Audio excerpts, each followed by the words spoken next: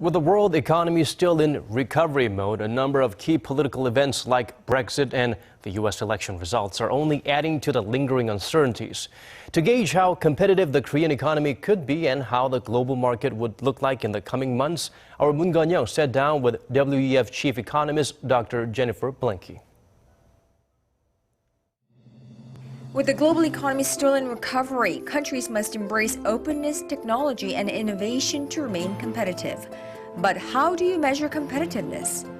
Jennifer Blanke is chief economist at the World Economic Forum. Thank you very much for having me. So what we look at in the Global Competitiveness Report that we've been doing for many years is the extent to which countries are putting in place the drivers of productivity. Particularly looking at trade, we've been seeing actually that the closing to trade that we've been seeing, or at least attitudes that are anti-trade, are actually eroding at competitiveness of countries around the world. That's one thing that we're quite worried about right now. There are different factors that you use as a gauge to those rankings. What would you say about South Korea's ranking this year?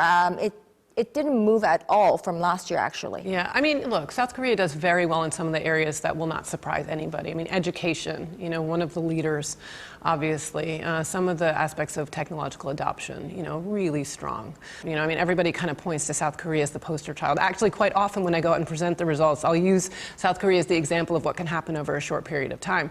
So that's great, but moving forward, certainly we'll have to see a few other areas of focus. And I'd say, something that we're seeing is this area of diversity, and particularly women in the workforce. But also if you have an aging workforce, like you have in Korea, and soon many people going to be retiring, you need a larger workforce. And so you need to bring more skilled brains into the workforce. And women really are an underutilized resource in Korea right now. What kind of factors of the fourth industrial revolution do you think will impact the world economy in the long term? What people are quite worried about in terms of economies, I mean national and global economies, is what is this going to do to the labor force?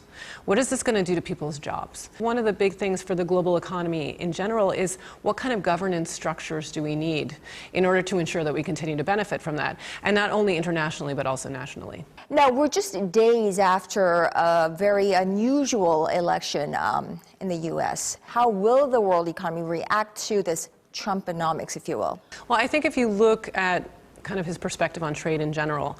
Obviously, he was against TPP, so kind of the trade agreement between Asia and the Pacific countries and the U.S., and even NAFTA, which is something that has been in place for a number of years and also is, I think, widely seen by many as having been something that's been positive for the U.S. economy. I wouldn't be too optimistic about other trade agreements going forward. It doesn't mean it will never happen, but maybe not during this particular administration. If you were to give a forecast of the world economy 2017, we have still a lot of political uncertainty, and politics are very important for economics, obviously. We've just had, we had the Brexit decision, we just had the election in the U.S. There's a number of other elections coming up in France, in Italy, in other places, and I think, we have to wait and see. I think one of my main issues is over the shorter term, I think it's going to be a little bit bumpy.